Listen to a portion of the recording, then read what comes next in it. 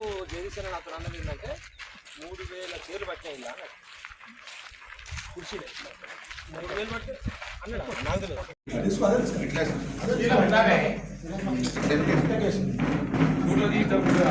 నాకు ప్రెస్ మీట్లో పాల్గొన్నటువంటి గౌరవ మాజీ శాసనసభ్యులు తుంగతుర్తి గాదర్ కిషోర్ గారికి, గౌరవనీయులు కోదాడ మాజీ శాసనసభ్యులు గొల్ల మల్లయ్య యాదవ్ గారికి ఉదయం 11 గంటలకు సూర్యాపేట జిల్లా బీఆర్ఎస్ పార్టీ జనరల్ బాడీ సమావేశం పార్టీ ముఖ్య నాయకులతోటి ఈ కార్యక్రమం ఉదయం 11 గంటలకు జిల్లా పార్టీ కార్యాలయంలో జరుగుతుంది. దీనికి ముఖ్య అతిథులుగా మా పార్టీ కార్యనిర్వాహక అధ్యక్షుడు మాజీ మంత్రివర్యులు గౌరవనీయులు కేటీఆర్ గారు ముఖ్య అతిథిగా వస్తున్నారు. వారితో పాటు మన జిల్లా మాజీ మంత్రివర్యులు గౌరవ సూర్యాపేట శాసనసభ్యులు జగదీష్ రెడ్డి గారు, తర్వాత మాజీ శాసనసభ్యులు ఈ జిల్లాకు చెందినటువంటి కిషోర్ గారు, మల్లన్న గారు, ఇతర జడ్పీ మాజీ చైర్మన్ కానీ వీళ్ళందరూ కూడా ముఖ్య నాయకులు వేదిక మీద కూర్చున్న వాళ్ళు.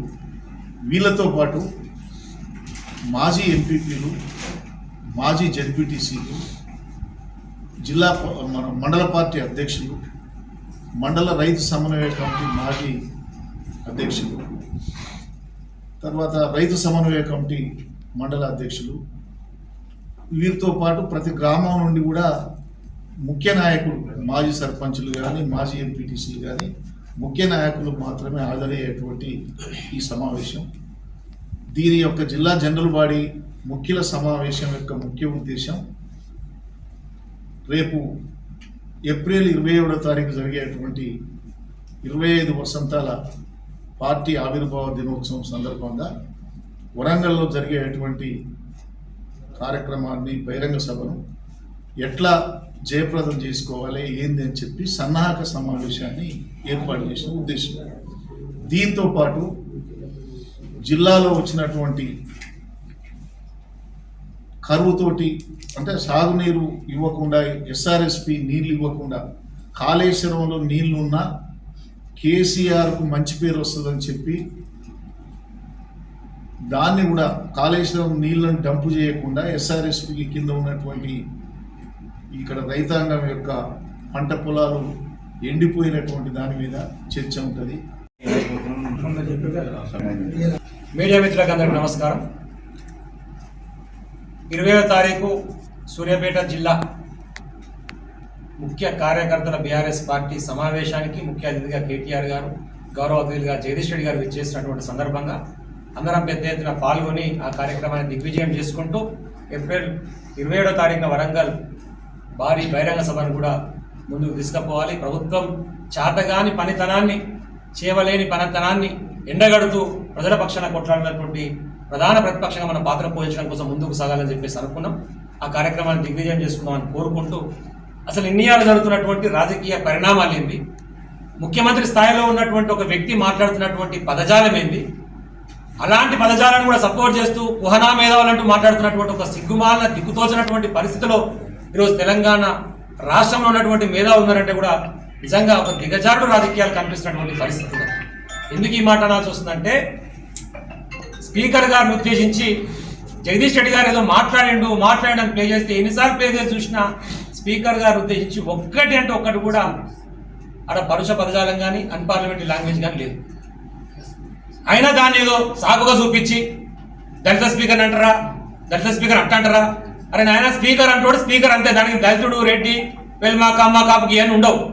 స్పీకర్ అంటోని పదే దళితుడు అని మీరు చెప్పి మీరే స్పీకర్ అవమానపరుస్తున్నారు, దళితులను అవమానపరుస్తున్నారు. ఒక పదవి వచ్చిన తర్వాత కూడా ఆయన దళితులనే గుర్తిస్తున్నారు తప్ప స్పీకర్గా గుర్తిస్తలేరు. కాబట్టి కాంగ్రెస్ పార్టీ వారు ఫస్ట్ మీ యొక్క మాటలను మార్చుకోండి. జగదీష్ రెడ్డి గారు ఒక్కటి కూడా తప్పు మాట మాట్లాడలేదు, అయినా ఎందుకు జగదీష్ రెడ్డి గారు బయటికి పంపారు?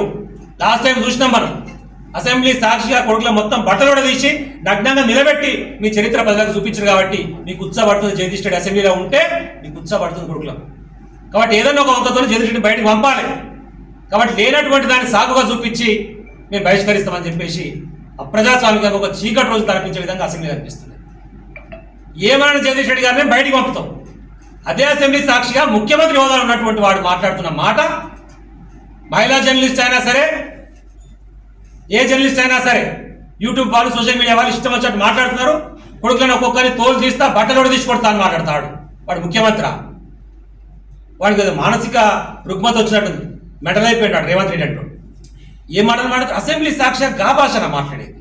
ఒక మేధావి ఖండించాడు, ఒక జర్నలిస్ట్ ఖండించాడు, ఒక జర్నలిస్ట్ ఎడిటర్లు ఖండించారు. ఏ పదజాలం ఏదని చెప్పి దాని హెడ్డింగ్లు పెట్టి రాసిరు. మళ్ళా ముఖ్యమంత్రి అంటాడు అసెంబ్లీలో మాట్లాడితే స్పీకర్ అంటే ఆయన వాటిని తీసేయాలి, రికార్డులకే తొలగించాలి. మంచిగా నవ్వుకుంటా కూర్చున్నాడు స్పీకర్ అంటే. ఆయన ఎంజాయ్ చేస్తున్నాడు. బట్టలోడు తీసుకొడతాను ఒక ముఖ్యమంత్రి అసెంబ్లీ సాక్షి మాట్లాడాడు. చూసి నాకు ఇన్నేళ్ళ చరిత్ర అటువంటి భాష. ఆడాయన మొగాయన అని చెప్పి మాట్లాడుతున్నాడు. అంటే ఏందైనా మాట్లాడాల్సుకున్నది? నా కుటుంబం జోలికి వస్తూ ఊకోను. మరి ఇంతమంది నువ్వు మాట్లాడినప్పుడు అంతమంది వాళ్ళది కుటుంబాలు కాదా? బిడ్డల గురించి, భార్యల గురించి, కొడుకుల గురించి చిట్టినాడు అని పేరు పెట్టి వాడు పందులు ఎక్కుండు, వీడు గుర్రం ఎక్కుండు అని చెప్పి ఇష్టం వచ్చినట్టు మాట్లాడినప్పుడు ఇక నీ పెళ్ళ పిల్లలు అనేసరికి నీకు బాధ అవుతున్నదా? మరి అప్పుడు ఉన్నటువంటి పరిస్థితి ఏంటి? ఇంకోటి ఆయనకు సంబంధించిన కుటుంబం గురించి ఏ ఒక్కరు కూడా బీఆర్ఎస్ పార్టీ వాళ్ళు మాట్లాడాలి. ఆయన భార్య గురించి, ఆయన కూతురు గురించి. ఎవరైతే ఆయన పుణ్యాన ఇబ్బంది పడ్డారో, అది హైడ్రా పుణ్యమో, మూసి ప్రక్షాళన పుణ్యమో, రకరకాల పేర్లతో ఎవరైతే ఇబ్బంది పెట్టావో నువ్వు, ప్రజలు మాట్లాడినటువంటి భాష వాళ్ళకి సంబంధం లేదు. అది మంచిదని మేము ఆశిస్తలేము, అది మంచిదని కూడా మేము కోరుకుంటలేము. కానీ ఎంత బాధ అయితే వాళ్ళు అంత తీవ్రంగా మాట్లాడేటువంటి దయచేసి అర్థం చేసుకొని దాన్ని మార్చుకొని ప్రజలకు లబ్ధి చేకూర్చడం కోసం ఏం చేస్తావో చెయ్యి. ఎందుకు ఇట్లాంటి భాష మాట్లాడుతున్నాడు? బడ్జెట్లో పెడుతుంది పైసలు లేవు, చెప్పిన హామీలు నెరవేరుస్తుంది చేత కాదు, 1వ తారీఖు జీతాలే వేయలేము, ఇక డిఎల్ఏ సంగతి తర్వాత చూద్దామని చెప్పి మాట్లాడుతున్నాడు. వాటి నుంచి పక్కదారి పట్టించాలంటే కేసీఆర్ గారిని ఏదో ఒక మాట అనాలి, ఆ పంచాయతీలో బయటపడాలి. కేటీఆర్ని ఒక మాట అనాలి, ఆ పంచాయతీలో బయటపడాలి. జగదీష్ రెడ్డిని బయటికి పంపాలి, ఆ పంచాయతీలో బయటపడాలి. చేతగానటువంటి వాడు చేసేటువంటి రాజకీయం ఇది. ఎదుర్కొనే సత్తా లేదు, సమర్థత లేదు, కనీసం సంకల్పం లేదు. దాని నుంచి బయటపడతందుకు ఈ కుట్రలు మాట్లాడుతున్నాడు. ముందు రోజు మాట్లాడితే ఇక చూసుకుంటారు, స్టేచర్ అంట, సజ్జల మీదకి పోయిండు, మార్చుడికి పోయిండు. ఎవడన్నా ఇంత పనికి వాళ్ళు దొరికినాడు? ఎవడన్నా సాగు కోరుకుంటారు?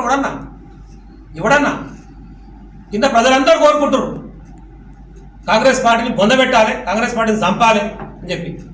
ఏందా ఇట్లా వ్యక్తిగతంగా మాట్లాడతావా అని, కేసీఆర్ కట్టంటావా అని అంటారా? తెల్లారేమంటే మాట మార్చి నేను పార్టీని అన్నా, మనిషిని అని లేదు. 24 గంటలలో 24 అబద్ధాలు మాట్లాడి ఇంత లత్కోర్ లంగగా అనేది ఏడజులే. తెలంగాణ జాతిపితను పట్టుకొని, ఎస్ కేసీఆర్ తెలంగాణ జాతిపిత బల్లగుద్ది చెప్తున్నాం.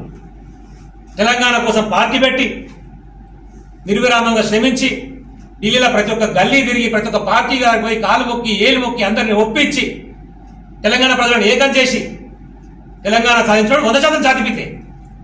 నువ్వు తెలంగాణ ఉద్యమానికి వ్యతిరేకంగా రోజు చంద్రబాబు నాయుడు సంఘ నాకు కూడా సంఘాలు చేరి తుపాకి పట్టుకొని తెలంగాణ ఉద్యమం తిరిగినటువంటి లంగవు దొంగవు నువ్వు. ఇదే తెలంగాణ ఏర్పడిన తర్వాత తెలంగాణ ప్రభుత్వాన్ని కూలుస్తందుకు ఆ స్టీఫెన్ అంటూ కాడికి పోయి 50 లక్షల రూపాయల మూటను అప్పచెప్పి ఓటుకు నోటు కేసు దొరికిన దొంగవు నువ్వా ఈరోజు కేసీఆర్ గురించి మాట్లాడేది? ఆయన జాతిపిత అంట అని చెప్పేసి ఎకిల్లా అవుతుంది. నేను 100% కేసీఆర్ జాతిపితనే, ఈ తెలంగాణ జాతి కోసం పనిచేస్తాడు. నువ్వు తెలంగాణ జాతి ద్రోహివి. నువ్వు నోరు తెరిస్తే బూతులు తప్ప ఒక్కటి పనికొచ్చే మాట మాట్లాడు. అది ప్రభుత్వ కార్యక్రమం అయినా కేసీఆర్ తిట్టుడే, ప్రజల కార్యక్రమం అయినా కేసీఆర్ తిట్టుడే, కాంగ్రెస్ పార్టీ కార్యక్రమం అయినా కేసీఆర్ తిట్టుడే. కొద్దిగా లేస్తే కేసీఆర్ చెప్పని తప్ప వానికి బతికే లేదు. కేసీఆర్ తిట్టుకుంటే వాడిని బతుకుని గడుపుతున్నాడు, ఇంకో జీవితమే లేదు. రేవంత్ రెడ్డి గుర్తుపెట్టుకో. ప్రజాక్షేత్రంలోకి రేపు వచ్చిన తర్వాత నువ్వు మాట్లాడిన చాలా పెద్ద పెద్ద మాటలు.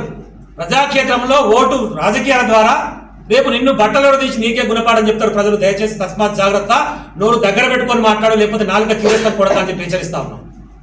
రెడీగా ఉన్నది ఇట్లా స్విచ్ చేస్తే చాలు, కన్నెపల్లి పంపల నుంచి రెడీగా వచ్చి ఆయన పైనుంచి అన్నారం